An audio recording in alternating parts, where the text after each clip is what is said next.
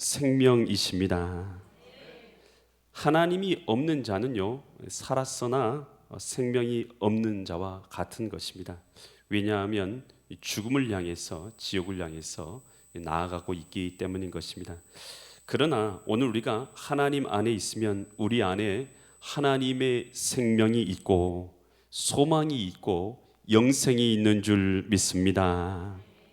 오늘 우리가 읽은 이 본문의 말씀은요, 바벨론의 포로로 사로잡혀 가서 그곳에서 아무 소망도 없는 그런 상황 가운데 있는 자들에게 하나님께서 에스겔 선지자를 통해서 말씀하신 내용이 기록되어 있는 것이 바로 이 본문의 말씀입니다.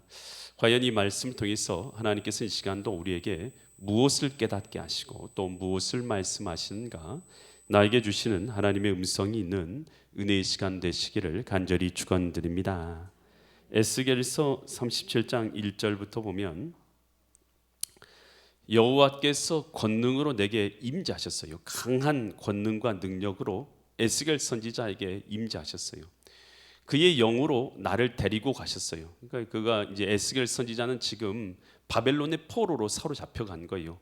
그리고 현재 상태는 이 나라 유다라는 나라는 이 바벨론에 의해서 완전히 멸망받았어요. BC 586년에 완전히 멸망되어 있는 상태예요. 그리고 포로로 다 사로잡혀가고 왕도 사로잡혀가고 군대도 회파되어 버리고, 지금 여기서 환상을 보고 있는 상황은 어디서 보고 있냐면 바벨론에서 보고 있는 거예요. 바벨론의 그발 강가 근처에서 바벨론의 포로로 사로잡혀 갔는데 그곳에서 하나님의 말씀이 임하신 것이죠. 환상 가운데 계속해서 그 구절을 보여주시면, 영으로 나를 데리고 와서 하나님께서 골짜기 가운데 두시는 거예요. 에스겔을 골짜기 가운데 두시면서 보니까 거기에 뭐가 가득해요? 뼈가 가득하게 있는 거예요. 다 뼈가 뭔지 아시죠? 짐승이나 사람이 죽고 나면 살이나 조직이나 가죽은 다 사라지고 이제 그것이 말라서 뼈만 남게 되지 않습니까? 뼈만 그 골짜기에 가득하게 있는 거예요. 2절 보니까 나를 그 뼈 사방으로 지나가게 하시는 거예요. 이 뼈가 있는데 그 뼈 사방으로 이제 지나가게 하는, 걸어가게 하시는 것이죠. 그래서 에스겔 선지자가 그곳에서 이제 지나가면서 보니까 얼마나 뼈가 많아요. 본즉 그 골짜기 지면에 뼈가 심이 많고 아주 뭐 있어요? 말랐다. 완전히 말라 있는 상태와 같은 그 상태의 뼈들이 가득한 그 골짜기 환상을 보여주신 것이에요. 여러분, 지금 이 뼈들은 뭘 상징하고 있는 거예요? 뭐 우리가 오늘 보면 다 볼 수는 없지만 에스겔서 37장 11절 보니까 11절에 보면 그 내용 보면 그곳에서는 이 뼈들이 바로 뭘 상징하고 있냐면 이스라엘의 현 상태를 상징하고 있는 것이죠. 지금 이스라엘 현 상태가 어떤 상태예요? 나라가 망했어요. 나라가 망했어요. 전쟁에 의해서 나라가 망했고, 그리고 어떻게 했어요? 수많은 사람들이 죽임을 당했고, 군대도 다 해파되고, 성문 무너졌고, 그리고 왕들은 사로잡혀 갔고, 그리고 어떻게 했어요? 제사장 그런 사람들도 다 회파돼 버리고 없어지고, 에스겔 선지자도 지금 어디 있어요? 지금 그발 강가에 있지 않습니까? 나라가 회복될 가능성이 있어 보입니까? 없어 보입니까? 전혀 없는 거예요. 회복의 기미가 전혀 없는 상태, 이것이 바로 그들의 이스라엘의 현재 영적인 상태였던 것이에요. 이렇게 되게 된 이유는 뭐였습니까? 하나님을 이스라엘 백성이 떠났죠. 하나님의 백성이다, 너는 내 백성이다 하나님께 인정해서 하나님께서 친히 그들을 붙잡아 주시고 이끌어 주시고 도와주셨던 그 이스라엘 백성, 그 백성이 하나님을 멀리 떠나버린 거예요. 하나님 없는 삶을 살아가며 우상 숭배에 빠진 것이죠. 그러니 하나님께서 이스라엘에게 돌아오라 그 길 걸어가면 멸망이다 라고 아무리 말을 해도 그 길에서 돌아오질 않는 것이죠. 그래서 결국 하나님께서는 바벨론이라는 나라를 보내서 이스라엘을 완전히 멸해버리신 것이에요.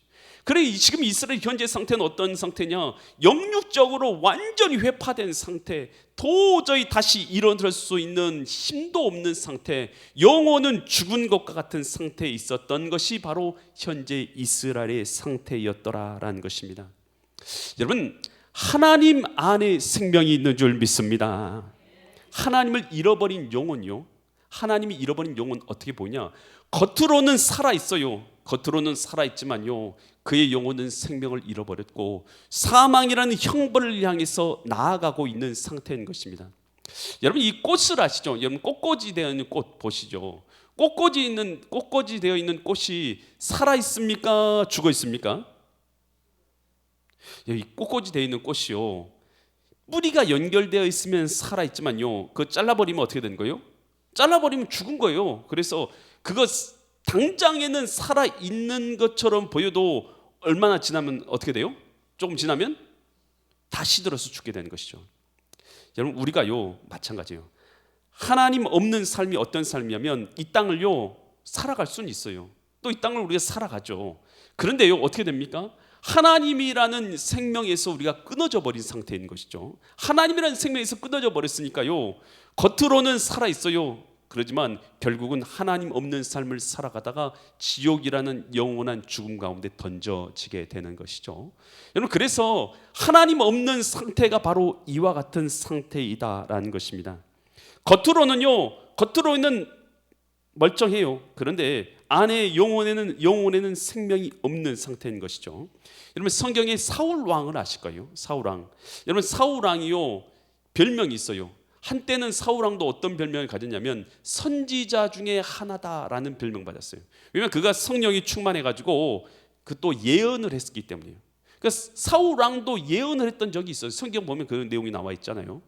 여러분, 그런데 나중에 그 사울 왕이 하나님을 떠나지요. 하나님이 명령하신 것을 거절하고 하나님의 명령대로 순종해 살지 않고 그 마음 가운데는 미움과 시기만이 가득 찼어요. 누구에 대해서요? 다윗에 대해서 미움과 시기만 가득하게 차게 돼요. 그래가지고 하나님이 부리는 이 악신이 그에게 사로잡히게 되죠. 겉으로 보기에는 여전히 왕입니까? 아닙니까? 왕의 자리에서 내려왔어요? 아니죠. 여전히 왕의 자리에 있어요. 그런데 그의 영혼은요 하나님의 성령의 신은 떠났고 악신이 그 가운데 역사하고 있는 거였어요. 여러분, 그러니까요 겉으로 보기에는요 멀쩡하다니까요. 그런데 하나님의 신은 떠났고 그의 영혼은 악신 가운데 다스림 받고 있었다라는 거예요. 그래서 어떻게 합니까? 사무엘 선지자 그에게 말하죠. 하나님이 당신을 버렸고 당신을 왕위에서 물러나게 하시고 그 왕위를 다른 사람에게 주었습니다 라고 사무엘 선지자가 뭐라고 말하냐면 그 사울 왕에게 이렇게 말했어요. 그랬을 때 사울이 뭐라고 말해요?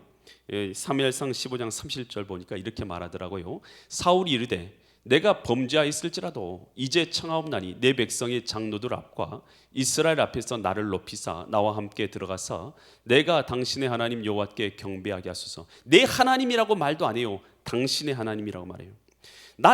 당신께 하나님께서 당신 버렸습니다 라고 말했는데도 그랬어도 사람들 앞에서 나를 좀 높여주라. 여러분, 우리가요 참 어리석은 것이 이와 같은 삶이에요. 여러분, 오늘 우리가요 진짜 중요한 것은 우리의 생명인 줄 믿습니다. 영혼인 줄 믿습니다. 여러분, 생명이 있어야 됩니다. 이게 우리에게 진짜 중요한 거잖아요. 여러분, 신앙생활도요 모두 다 뭘로만 하는 사람이 있냐면 체면치레로만 신앙생활하는 사람이 있어요. 체면치레가 중요한가요? 체면치레하는 거 기본적으로 그거 중요할 수도 있어요. 사람 사이가 다 그렇지 않습니까? 중요할 수 있어요. 여러분, 근데 그거에만 매달려 있으면요 진짜 중요한 걸 놓칠 수가 있어요. 진짜 중요한 것은 영혼의 생명인 줄 믿습니다.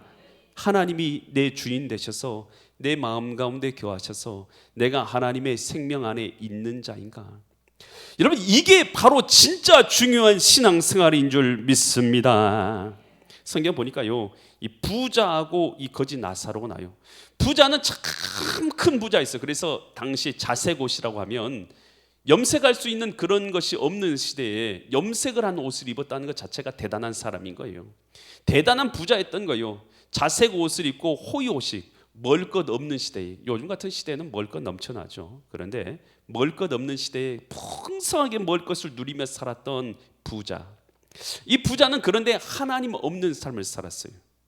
여러분, 반대로 거지 나사로라는 자가 있었어요. 거지 나사로는 이 땅에서 가난하게 살았던 거예요. 그런데 그는 하나님과 동행하여 살았어요. 그럴 뿐만 아니라 하나님의 생명이 그 안에 있었던 자였죠. 그는 먹을 것이 없어서 부자의 상에서 떨어지는 것으로 주워서 먹으려고 부자의 집 앞에 있었으나 그는 고난을 받았죠. 또 몸에는 병이 있어서 헌대를 앓았고. 여러분, 그런데 이 두 사람이 다 죽었어요. 죽어서 어떻게 됐냐? 누가복음 16장 22절로 23절 보면 이에 그 거지가 어땠어요? 죽었는데 어디 갑니까? 죽었는데 천사들에게 받들려 가지고 아브라함의 품에 들어갔어요. 그러니까 죽었는데 거지는 천사들에 받들려서 아브라함 품에 들어갔고, 부자도 죽었는데 장사되어져서 23절 보니까 어디 갔어요? 음부, 우리가 알고 있는 지옥에 떨어지게 돼서 고통을 받게 되었더라는 것입니다. 여러분, 이 땅을 살아갈 때에 여러분, 거지 나사로는 비록 이 땅에서 부자도 아니었고 가진 것도 줬고, 그리고 그는 고통받으면서 병 가운데 살았지만 하나님의 생명이 있는 삶을 살았더라는 거예요. 반대로 부자는요, 이 땅에서 호의호식하고 가진 것은 많고 모든 것을 다 누리는 자처럼 보였지만 그에게는 영혼의 생명이 있었습니까? 없었습니까? 없었더라는 것입니다. 여러분, 어떤 인생을 살기를 원하십니까? 여러분, 한번 여러분의 영혼에게 물어보시 바라요. 내 영혼아, 내가 어떤 삶을 살기 원하느냐라고 여러분의 영혼에게 한번 물어보시죠. 여러분, 여러분의 영혼이 부자로서 그러나 생명 없는 삶을, 껍데기만 누리는 삶을 살다가 죽는 삶을 살기를 원하는가? 아니면 내 영혼이 하나님의 생명이 있는 삶으로서 이 땅을 살아가고 생명의 자리에 들어가기를 원하는가? 여러분, 내 영혼에게 물어볼 수 있기를 바랍니다. 그리고 저는 감히 권면하기를, 여러분, 여기 있는 저와 여러분 모두가 하나님의 생명 있는 자로 이 땅을 살기를 간절히 소망합니다. 여러분, 이 해밍웨이를 잘 알고 계시죠? 해밍웨이는 그 어렸을 때 부모님이 독실한 이 회중교회의 신자들이셨어요. 해밍웨이는 그래서 어렸을 때 부모님하고 함께 이 교회에 다녔어요. 그리고 교회에서 심지어는 이 성가대 활동도 했습니다. 그런데 그가 나이가 들면서요, 이 부모님하고 신앙생활을 같이 하지 않게 됩니다. 그가 이제 캔자스 시티에서 첫 일자리를 20살 때 얻게 되었어요. 그리고 나서 부모님과 이제 손이 미치지 않는 하숙집으로 이사를 하게 됩니다. 그곳에 이사 갔을 때에 이제 어머니가 이제 늘 확인을 하죠. 야, 너 신앙생활 잘해야 된다. 너 하나님 있는, 하나님과 동행하는 삶을 살아야 된다. 그렇게 얘기를 해요. 그러면 편지로 이렇게 말하는 거예요. 제가 이제 그 해밍웨이가 이렇게 답안을 이제 편지를 보낸 것이죠. 제가 훌륭한 기독교인이 되는 문제를 놓고 걱정하지도 말고 울지도 말고 안달하지도 마세요. 저는 그 전처럼 독실한 기독교인으로 밤마다 기도를 드리면서 믿음을 굳게 다지고 있습니다. 라고 어머님한테 편지를 보낸 것이에요. 실제적으로는 전혀 신앙생활을 하지 않고 하나님 믿지도 않는데 부모님한테는 그렇게 편지를 보낸 거예요. 왜요? 부모님이 하도 귀찮게 하니까 귀찮게 하는 것을 듣고 싶지가 않아서 그렇게 말하는 거예요.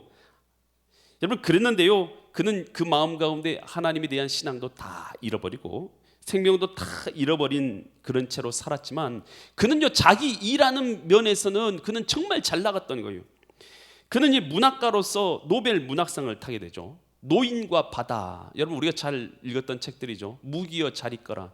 여러분, 얼마나 유명한 그런 소설들입니까? 여러분, 그가요 이 노벨 문학상을 받기로, 그 문학상을 받는다는 건 그쪽 분야에서는 최고의 상을 받았다 생각하시면 돼요. 최고로 알려진 자가 되었고 최고의 권위자가 되었고 최고로 유명한 사람이 되었다고 생각하시면 돼요. 여러분, 일하고 있는 분야에서 여러분 최고가 되기 쉽습니까? 전혀 그렇지 않아요. 최고가 된다는 건 전혀 쉬운 일이 아닙니다. 그런데 겉으로 볼 때는 해밍웨이는 최고의 자리에 올라가게 된 것이죠. 그랬는데 여러분, 그는요 최고의 자리에 올라갔고 모든 영예와 명예와 권세와 물질을 다 누리는 자가 되었지만 그의 속은요 텅텅 빈 것 같았어요.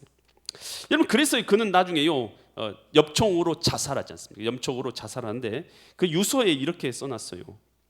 나는 전류의 흐름이 그치고 필라멘트가 끊어진 텅 빈 전구처럼 고독하다.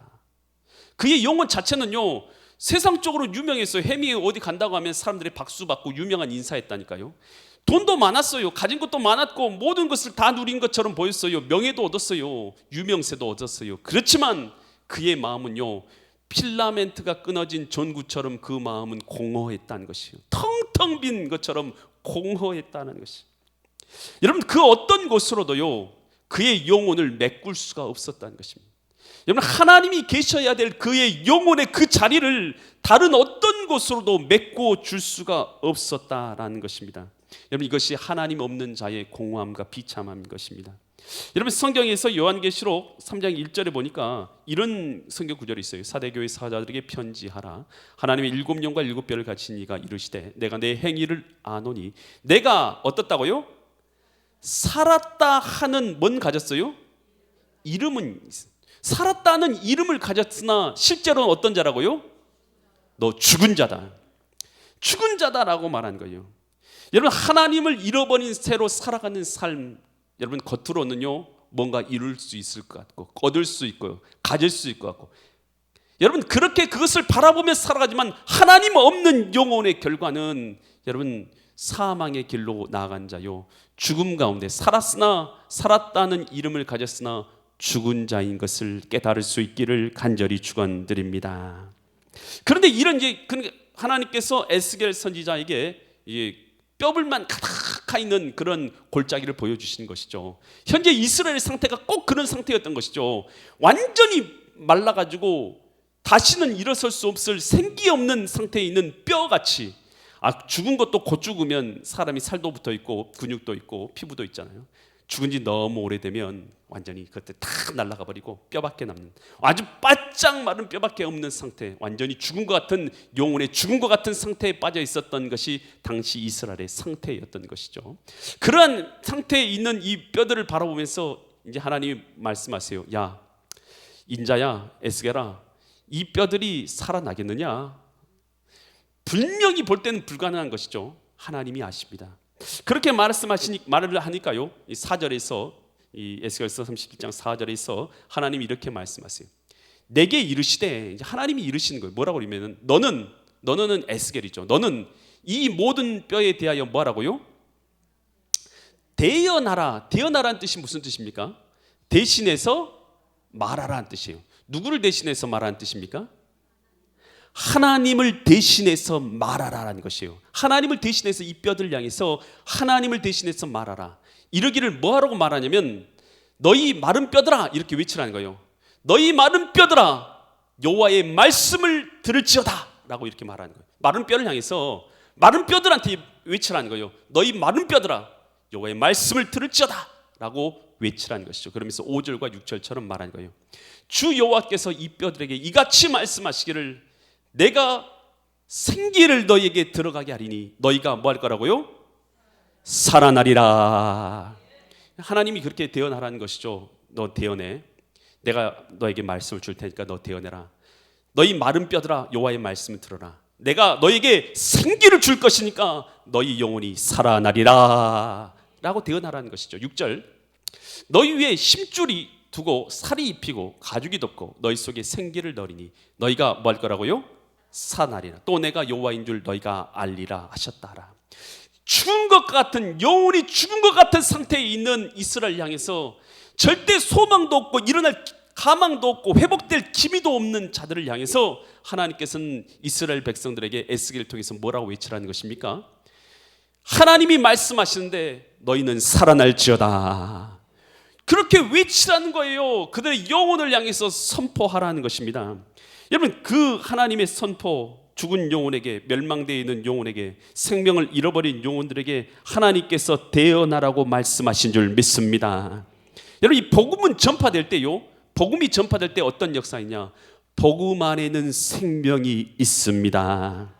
하나님의 아들 독생자 예수님이 이 땅에 오신 것은 죄와 사망으로 멸망길을 향해서 소망 없는 인생을 살고 있는 우리, 걱정과 두려움, 염려, 근심, 낙심, 살 가망이 없는 인생을 살고 있는 우리를 향해서 하나님의 아들 독생자 예수가 오신 것은 우리 죄를 사하시고 우리를 구원하기 위해서 오신 줄 믿습니다.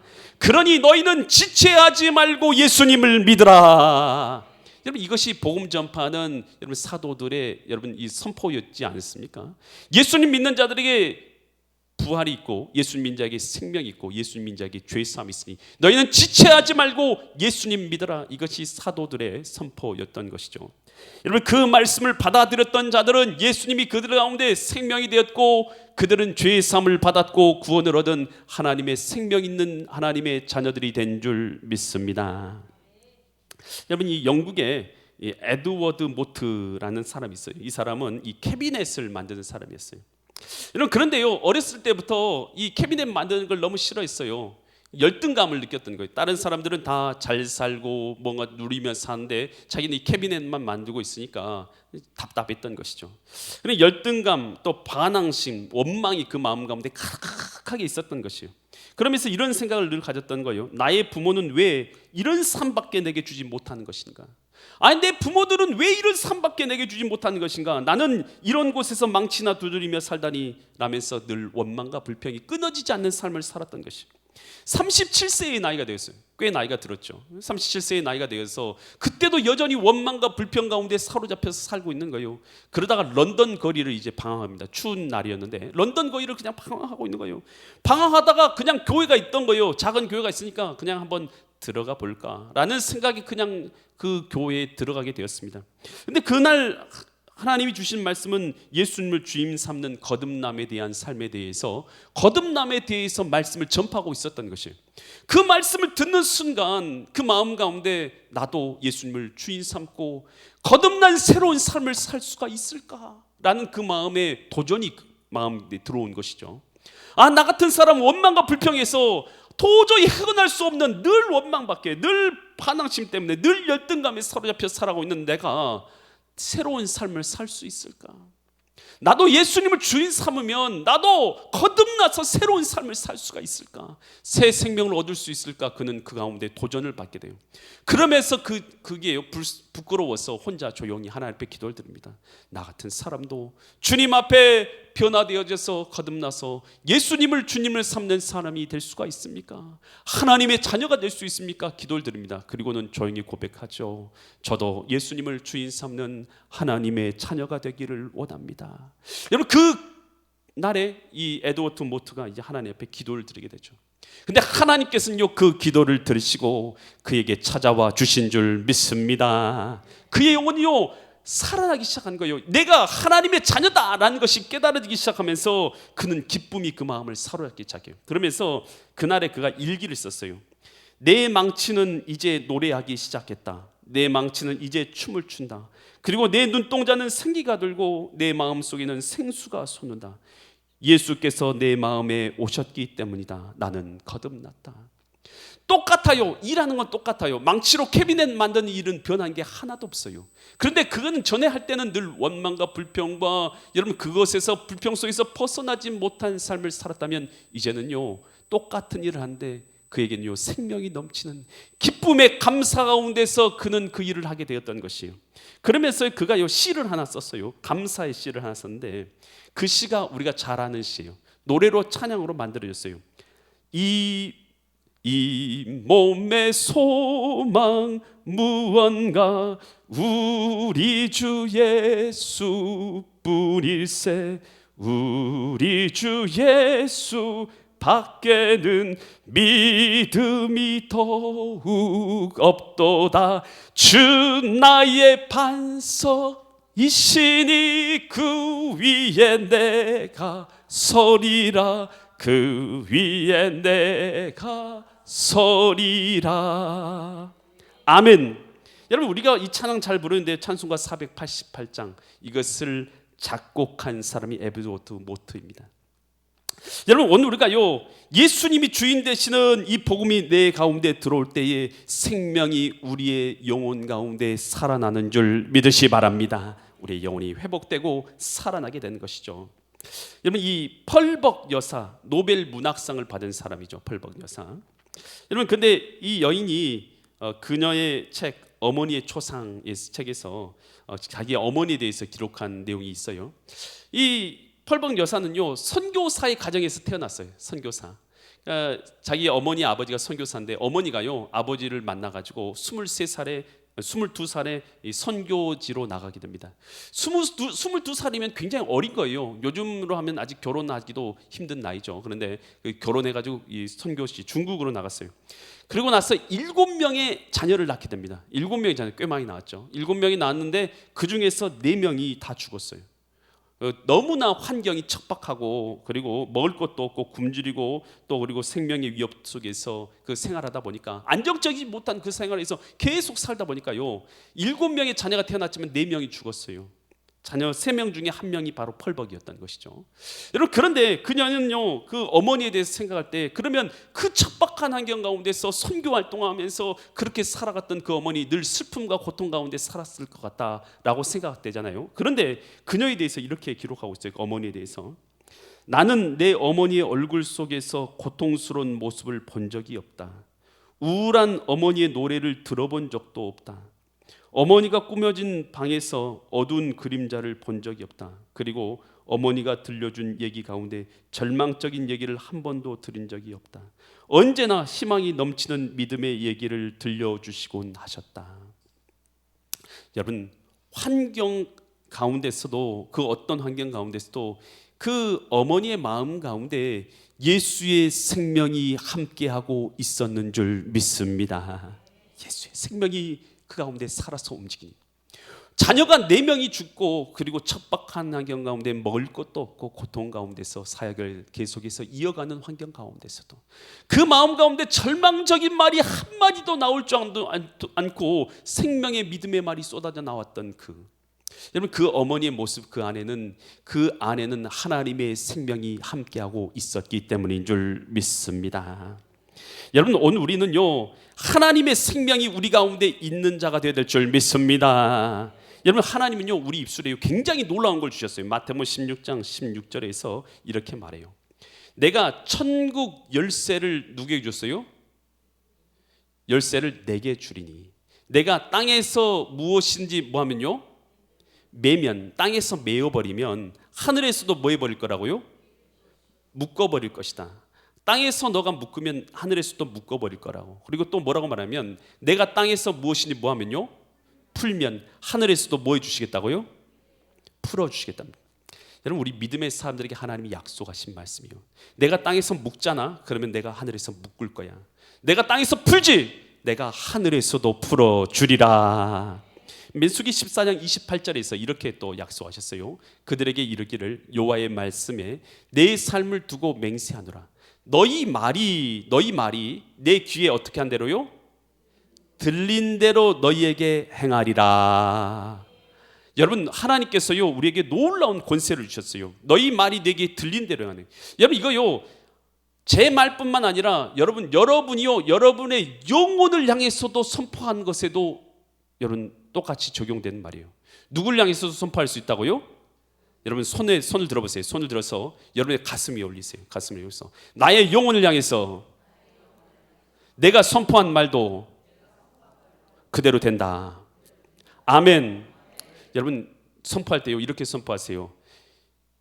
저주가 나사렛 예수 이름으로 떠나갔다. 이렇게 선포하세요. 저주야, 나사렛 예수 이름으로 명하노니 떠나갈지어다. 떠나갈지어다. 두려움아, 나사렛 예수 이름으로 명하노니 떠나갈지어다. 떠나갈지어다. 고통아, 나사렛 예수 이름으로 명하노니 떠나갈지어다. 나는 예수 안에서 하나님의 자녀가 되었다. 반드시 예수 안에서 최후의 승리가 나에게 있다. 하나님은 나를 생명의 길로 인도하신다. 나는 죄사함을 받았다. 나는 하나님의 자녀다. 어둠은 떠나갔다. 할렐루야. 여러분, 다른 사람을 향해서 선포하기 전에요, 먼저 나의 영혼을 향해서도 선포할 수 있기를 바랍니다. 나는 하나님의 자녀다. 저주는 떠나갔다. 어둠도 떠나갔다. 묶인 것은 풀려질지어다. 여러분, 주님 앞에서요, 선포할 수 있기를 간절히 축원드립니다. 그렇게 에스겔 선지자가 죽어있는 마른 뼈들 향해서 선포하잖아요. 하나님의 생기가 들어가 살아날지어다. 여러분, 하나님의 생기가 여러분 가운데 들어갈 수 있기를 바랍니다. 여러분, 살아날 수 있기를 바랍니다. 여러분, 이 시간도요, 우리가 절망 가운데 왔다 할지라도 주 예수 그리스도의 이름으로 절망을 물리칠 수 있기를 바랍니다. 떠나가라. 이 두려움아, 절망아, 떠나가. 여러분, 명령하세요. 여러분의 마음속에 있는 절망을 향해서요, 여러분 절망을요, 여러분 존재 어떤 존재로 여러분 봐야 돼요. 어떤 존재, 어떤 마귀의 어떤 존재로 보시고요, 그것을 물리치세요. 절망을 향해서 선포하세요. 절망 너 떠나갈지어다. 너 두려움, 너 떠나가 라고요 예수 이름으로 선포할 수 있기를 바랍니다. 그랬더니 어떤 역사가 일어나냐. 에스겔서 37장 7절로 10절 보니까 이에 내가 명령을 따라서 뭐 있어요? 에스겔이 대언했어요. 그랬더니 대언할 때에 어떤 역사가 있냐. 소리가 나고 움직이며 이 뼈 저 뼈가 들이마다 뼈들이 서로 연결되더라. 여러분 주님 앞에요 믿음을 가지고요 대언할 수 있기를 바랍니다. 하나님께서 나와 함께 계시고 또 그리고 하나님이 내게 입술의 권세를 주셨다는 걸 믿고 여러분의 입술로 여러분의 영혼을 향해서 먼저 대언하세요. 아멘. 그리고 여러분의 영혼을 향해서 대언하다가 그 대언한 것이 이제 누구께로 대언하게 되냐면 여러분의 가족들, 여러분 친구들, 여러분 친척들, 주변 사람들에게까지 여러분 대언될 수 있기를 간절히 축원드립니다. 그때 에스겔서 37장 8절과 9절에서 이렇게 말해요. 내가 또 보니 그 뼈에 뭐가 생겼어요? 대언을 했더니 힘줄이 생기고 살이 오르고 그 위에 가죽이 덮으나 그 속에 생기가 없었더라. 9절. 또 내게 이르시되 인자야 에스겔아 너는 생기에 대하여 대언하라. 생기에 대하여 대언하기 이르기를 주 여호와께서 이같이 말씀하시기를 생기야 사방에서 와서 이 죽음을 당한 자들에게 불어서 살아나게 하라. 여기서 생기는요 히브리어로 루아흐라는 단어 썼습니다. 이 루아흐라는 단어는 하나님의 영을 가리키는 단어예요. 그래서 이 루아흐야 이리 와서 들어가라. 사람이 들어가라. 사람에게 하나님의 영이 들어가면 생명이 되는 줄 믿습니다. 그랬더니 10절 어떤 역사가 일어난 것입니까? 이에 내가 그 명령대로 대언하였더니 루아흐가 하나님의 생명이 하나님의 영이 그들에게 들어가매 그들이 곧 살아나게 되어서 영혼이 살아나게 되어서 서는데 극히 큰 뭐가 됐어요? 군대더라. 아멘.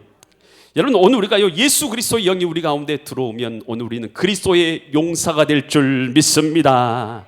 여러분 예수님께서 예루살렘에서 야 너희들 예루살렘을 떠나지 말고 마가의 다락방에서 기도해 라고 명령하시죠. 예수님의 명령을 따라서 기도할 때 어떤 역사가 일어납니까? 사도행전 2장 2절로 4절 같은 역사가 일어나죠. 호련히 하늘에서 급하고 강한 바람 같은 소리가 있어 그들이 앉은 온 집에 가득하게 됐는데 3절 마치 불의 혀처럼 갈라진 것들이 그들에게 보여 각 사람 위에 하나씩 임하여 있더니 4절 그들이 다 뭘 받게 됩니까? 성령의 충만함을 받고 성령의 말하게 하심을 따라 다른 언어들로 말하기를 시작하니라. 여러분 우리는 예수 믿을 때 성령을 받았어요. 하지만요 성령 충만함을 늘 간구해야 될 줄 믿습니다. 여러분 오늘 우리가 주님 앞에서요 당신의 영으로 내게 충만하게 하여 주시옵소서. 생기를 향해서 대언하라고 했잖아요. 생기야 불어와서 이 죽은 것 같은 이 마른 해골에게 들어가라 명령했을 때 들어갔잖아요. 살아났잖아요.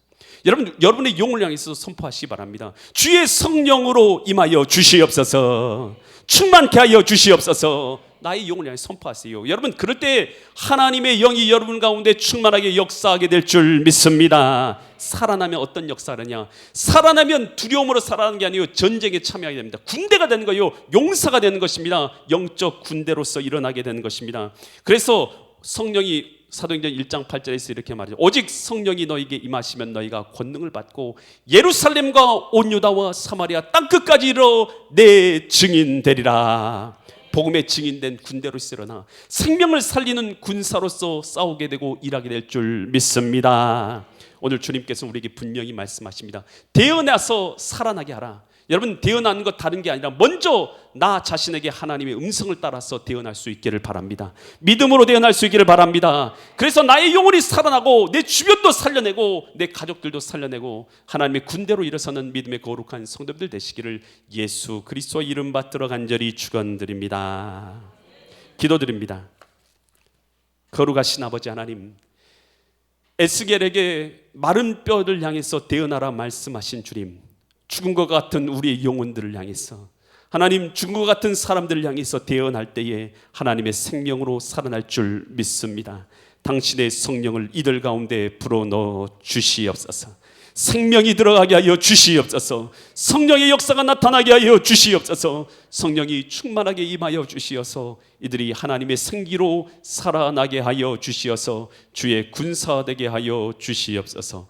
감사드리며 존귀하신 예수 그리스도의 이름 받들어 간절히 기도드립니다.